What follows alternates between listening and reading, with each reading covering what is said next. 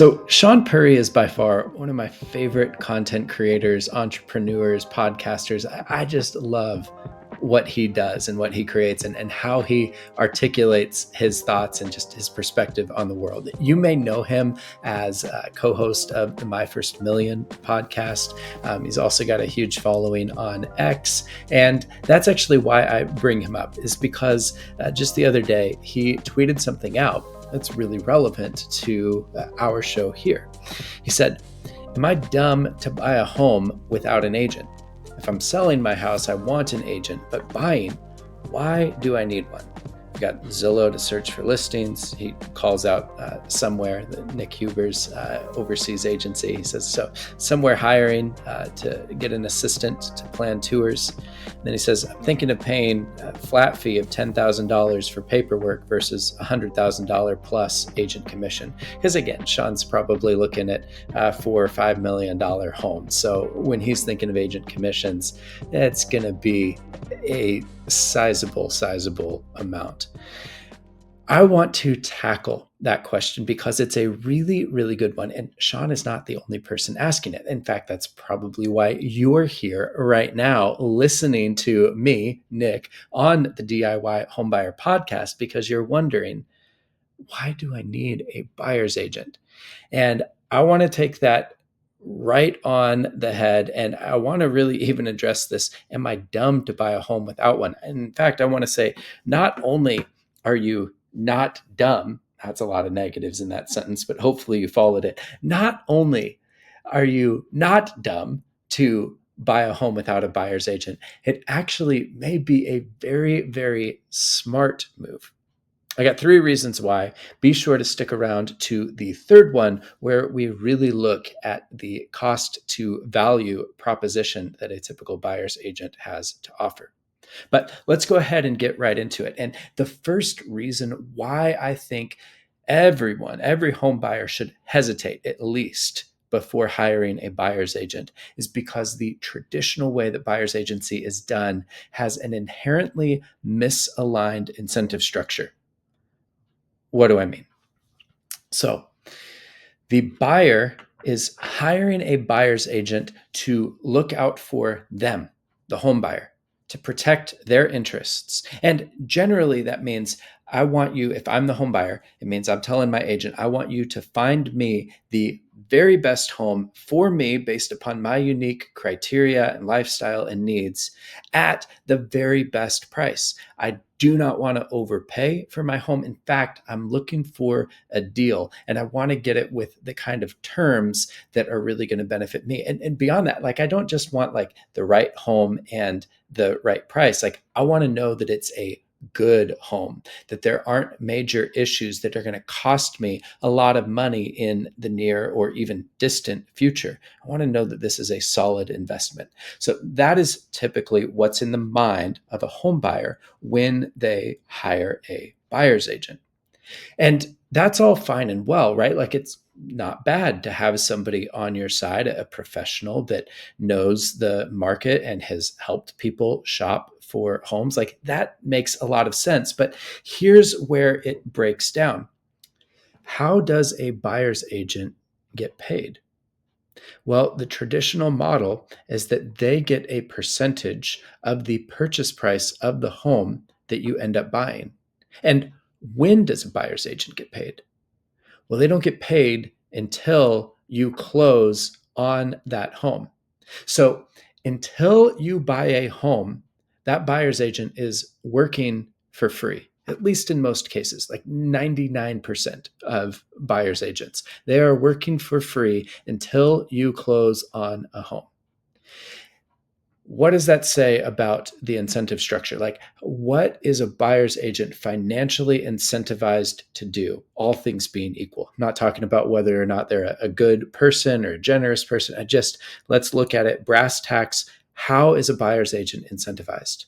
Well, the more money that you as a home buyer spend, the more they make. Doesn't matter what the percentage is, 2%, 2.5%, 3%.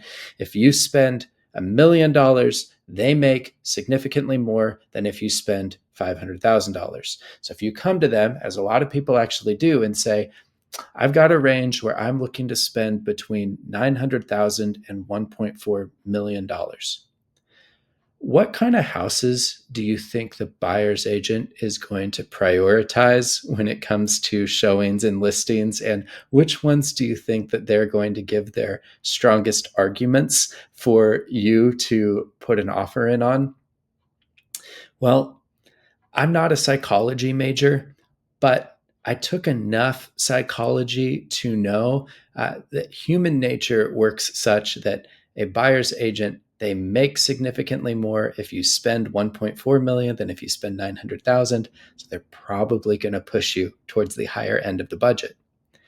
And they also, because they only get paid once you actually close on a home, they're financially incentivized for you to make a decision quickly. Like the more houses that they have to show you, the less they get paid per hour. It also means the less time that they have to spend with other clients or doing marketing, looking for other clients. Like their least profitable time is actually when they're out showing you houses, right? So with them being their own business owners, running their own self-employed business, I mean, they benefit by turning transactions quickly.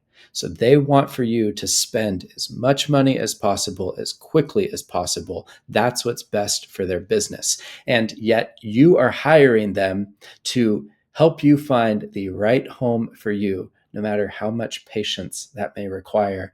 And you're asking for them to negotiate the very best possible deal and to go slow enough that they're actually looking out for any material defects that might be kind of hidden in the home, or to protect you from some sort of zoning change that may be on the horizon. But they're not incentivized to look out for that kind of stuff for you. Like that is all asking them to go above and beyond. And do some agents do that? Yeah, they do, but it's still right to recognize that that goes against human nature. The incentive structure there is misaligned. And so, uh, asking, expecting, or just trusting that somebody is going to work to their personal detriment as an agent, right? Like if your agent is talking you into the $900,000 home versus the $1.4 million home, they're doing that to their own financial detriment. And that should just raise eyebrows about like how reasonable is it to expect that of someone. Not saying that some agents don't do it, but I am saying that it cuts against the grain of human nature and is one of the reasons why people are rightful to be distrustful of the motivations of buyer's agents, because that incentive structure is inherently misaligned. The second piece, somewhat connected, but I hear it a lot, and I saw it in the responses to Shaan's post, where a lot of agents or people with a perspective of that you should use an agent were saying, well, you might as well, because the seller pays the agent. So it doesn't actually cost the buyer's agent anything. And while this is changing ever since the settlement against National Association of Realtors and the rule changes from August of 2024, we are starting to see less sellers offering to pay buyer agent compensation. That's a number that now needs to be negotiated in offers. Buyers are increasingly becoming liable to pay their agent out of pocket. So that's a whole nother issue that we'll address later. But in the majority of cases, at least today, most sellers are still offering to compensate the buyer's agent, whether that's as a split that the listing agent pays part of their commission to the cooperative agent, or whether the seller just says, I've set aside 3% as credit to the buyer to cover buyer agent compensation. The issue with this here is that the last that I checked, the person who is paying for a professional service is the employer. So if the seller is paying the buyer's agent, who does the buyer's agent actually work for, right? And this is something that, again, I'm a realtor. Like I've been in these situations and I feel this. I've felt this many, many times throughout my career where the listing agent at the bidding of the seller is putting a lot of pressure upon me because they're paying me to help sell their house. And so they're trying to feed me talking points, or they're trying to get more information out of me about my clients. And the way that they're kind of able to leverage that is because they're the ones that are offering the compensation. So at the very least, it really blurs the lines of who does the buyer's agent work for. And as a home buyer, I understand how nice it is to have the credit of, okay, that's great that the seller's going to pay my buyer's agent and it doesn't come out of my pocket. But it really is kind of a semantical sleight of hand when you think about it. Like, it's a seller offered credit. So if the buyer didn't have an agent, well, then that just means that the seller said, hey, I'm willing to give up 3%. If you have a buyer's agent, great. But if you don't, like, that's 3% that I was already willing to part with. So could you use it in other ways? And the answer is a savvy, smart home buyer. Like when we answer Shaan's question of, am I dumb to represent myself? It's like, not if you can get a 3% discount, especially on a multi-million-dollar home. Like, that's a smart money move right there. And then there's no blurred lines of who the heck does this buyer's agent work for, because who's actually compensating them. More than that, the way that offers of commission have historically been used is to steer, to manipulate buyers agents into steering their clients toward certain homes. Because think about it.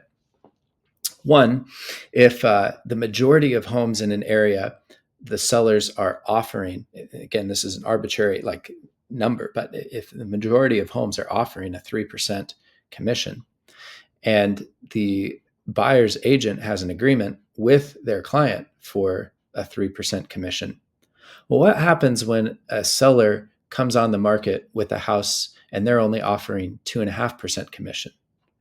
What if that's the perfect house and the best value for the buyer?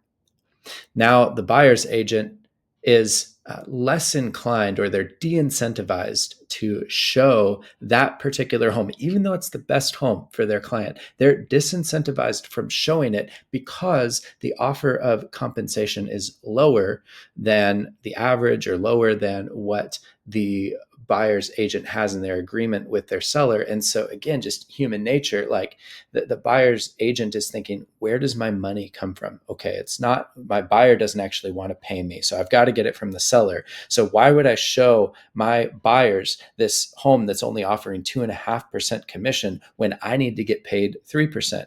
And so they will block their buyers from, or talk badly about these homes that are not offering as high of a commission, which prevents their client, again, from getting the thing that they want most, which is the right home and the best value.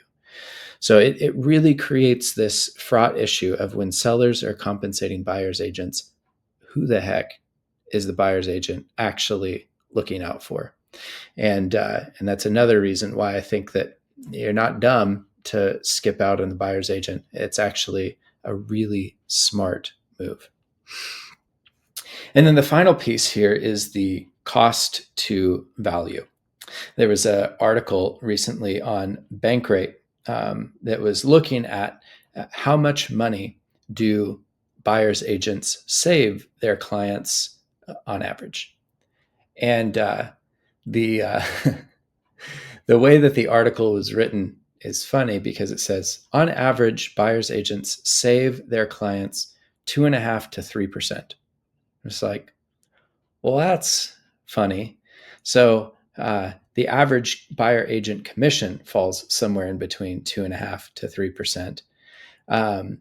And the numbers from the article were really unclear. Like, if the 2.5% to 3% that's saved is just the fact that the buyer's agent is getting their commission covered by the seller, or if it's that they're able to negotiate both on the front end of purchase price that's below the list price, as well as then negotiate additional credits or repairs in the inspection period.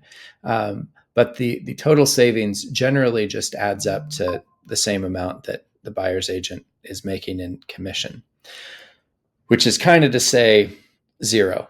At least when we think about it as, okay, so a self-represented or a DIY home buyer, they could just right off the bat save. If the seller is offering compensation to a buyer's agent, a credit, then the buyer could just right off the bat say, hey, I don't have a buyer's agent, so I'll just take the 2.5%, 3% as either a closing cost credit or as a purchase price reduction. So boom, like whatever savings the average buyer's agent brings a home buyer, you just get that just built in by not having a buyer's agent.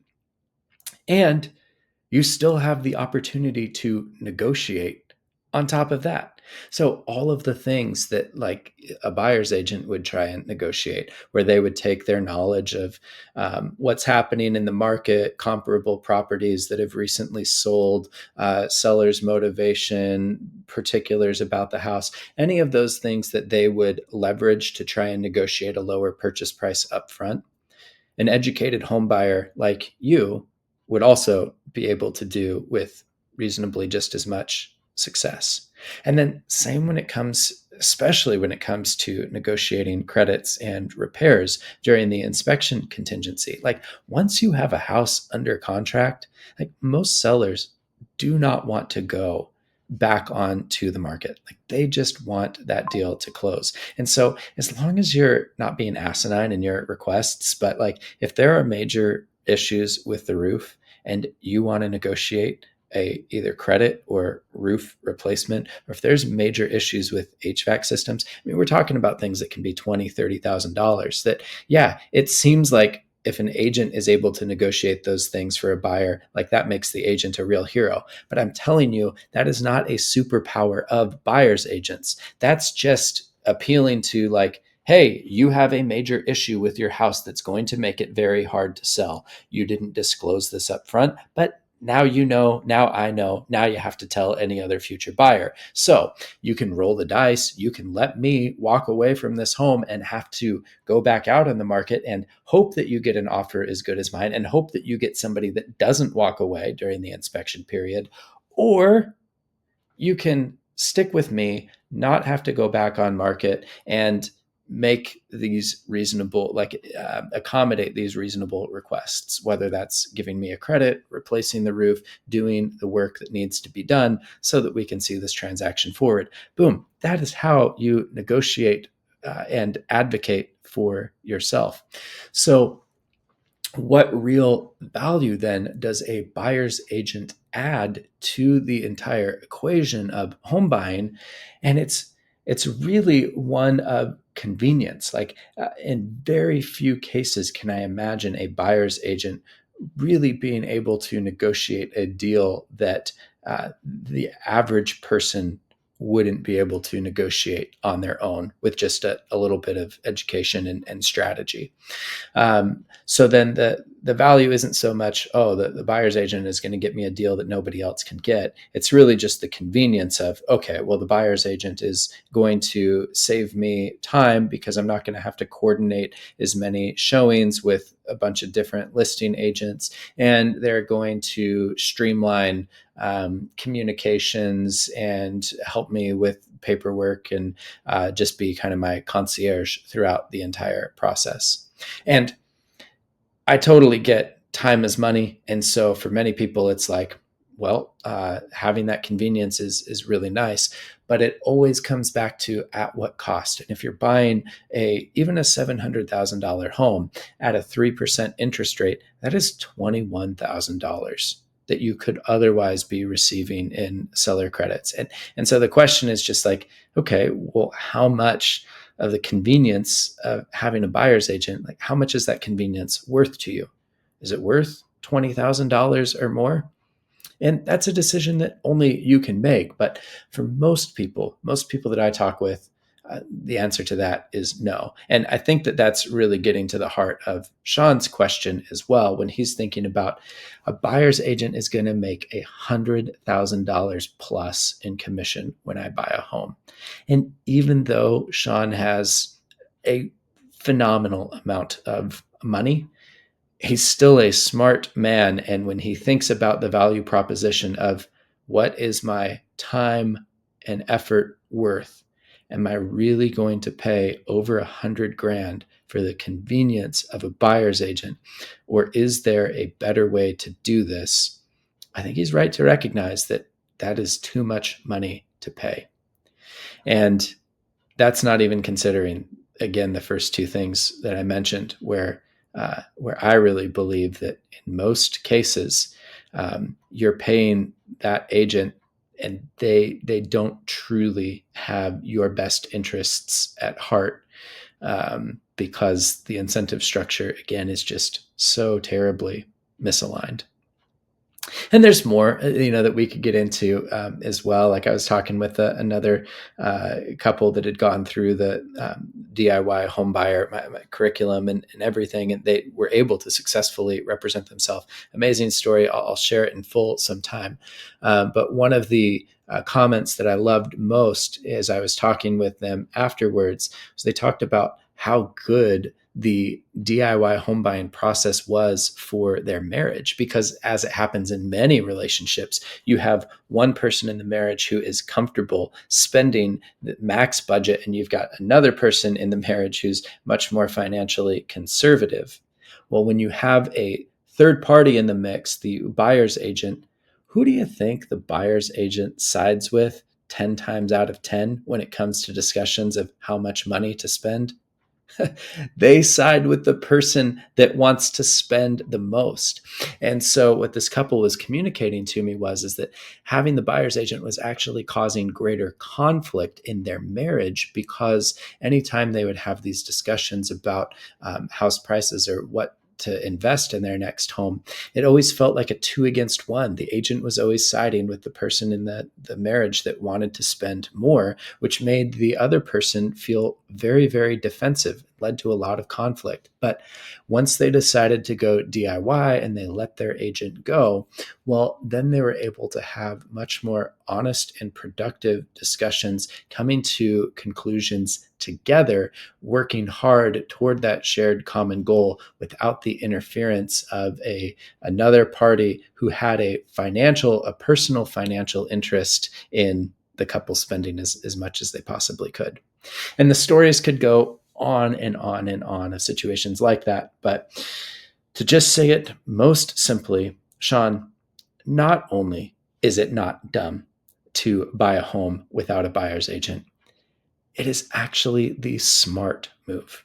And that is what more and more people are waking up to and realizing, that the smarter thing, the better way to buy a home, the safer way to buy a home, is actually to learn how to represent yourself. Because I am telling you, nobody is going to look out for your best interests better than you.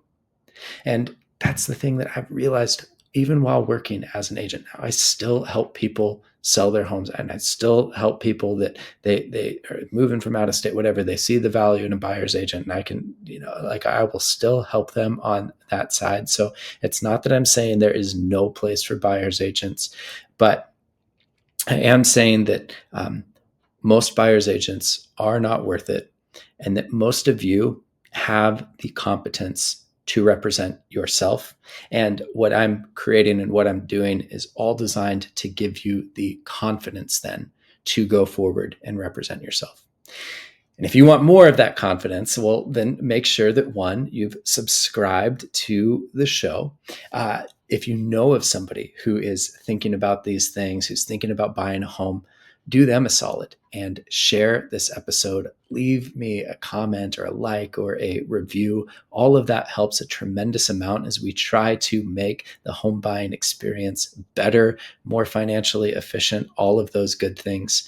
And then the last thing I'll say is join us at the DIY homebuyer community. I've got a essentials course that I've put together for you there. You can connect with other people that are in the process of DIY home buying. You can connect with me there. So that's just by going to school.com/DIY homebuyer. And of course, you can always reach out to me directly, nick@DIYhomebuyer.com. Would love to hear about what your house hunt is looking like and how I might be able to support you as you think about doing it yourself. Thanks, everybody. Always, always good to have you. And I'll look forward to talking to you again next week.